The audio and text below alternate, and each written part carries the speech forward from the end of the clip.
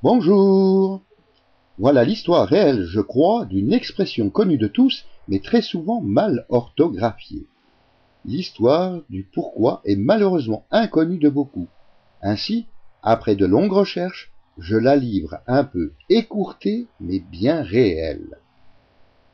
Par un beau jour d'automne 1272, le seigneur bandit Wattier de la Plaigne, passionné par la chasse, mais frustré par le maigre gibier qu'il ramenait de ses pérégrinations forestières, imagina qu'il devait être possible de fabriquer un outil apte à lui faciliter la tâche et rendre plus plaisante sa traque des animaux.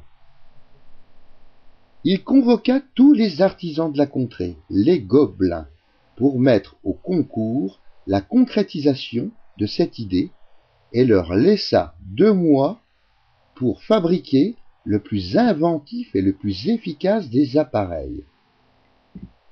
À peine 1 semaine plus tard, un marchand du nom de Martin Écouille, prononcé Écouille, se présenta au château, clamant à qui veut l'entendre qu'il possédait ce dont le seigneur bandit Wattier de la Plaigne rêvait.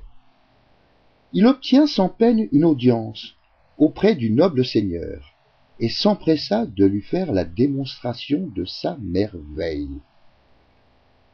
Devant une assemblée dubitative mais curieuse, il sortit de sa poche un minuscule sifflet, un appeau, et le porta à sa bouche pour produire un son strident qui aussitôt imposa le silence parmi les personnes présentes.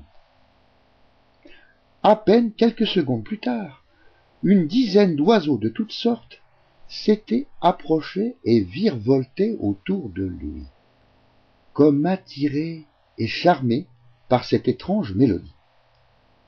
Le seigneur bandit Wattier de la Plaigne imagina sans peine le profit qu'il pourrait tirer d'un tel accessoire lors de ses futures chasses.